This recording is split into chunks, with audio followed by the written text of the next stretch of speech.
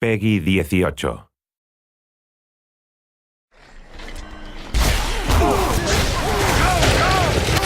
I enjoy making the sounds for these things. Maybe it's a bit of a macabre career choice, but there's always a new way to make somebody die.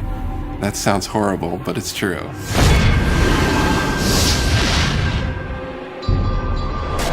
Hunted is about the sense of being lost in the world. And not like literally lost, where you need a map, but just lost in the way that you get overcome and you really believe that you're there.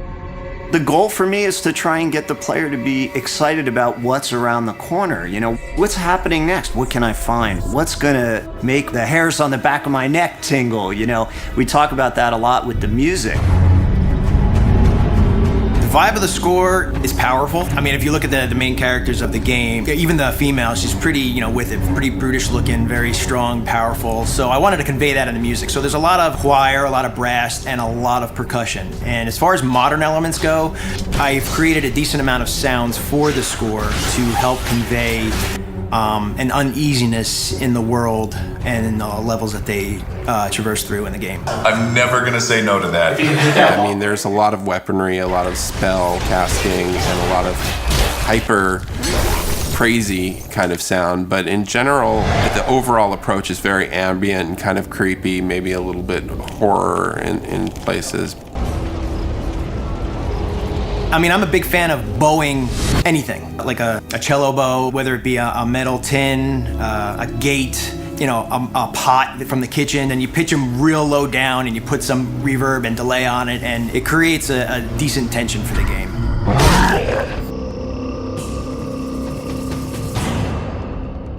Every sound in the game is designed. There's nothing like a stock library sound in this game. So every single sound, even like the small impacts of the wood breaking as a body falls into it, it's, you know, a multi-layered sound of like crunchy stuff up top and then this stuff up here.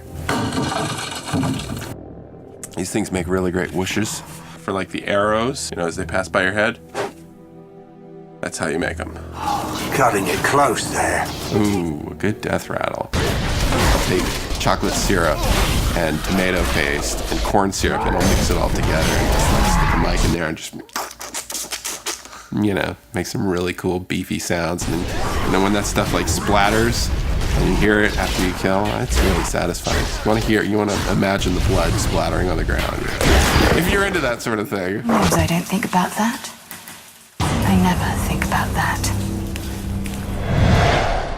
A lot of the nostalgia of the old dungeon crawly games was all about the magic mouth giving you the riddle, or you find the runes written on the wall and you translate them into some mysterious riddle. What we want to do is give that same kind of fun, like, I figured it out, or I've been thinking about it all night and I woke up in the morning with the answer.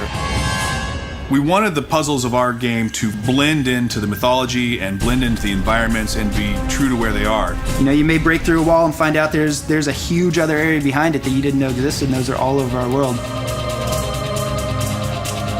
The sense of discovery and all of the emotions that walking down those dark corridors invoke is really, to me, sort of the essence of the foundation of what these games are built on.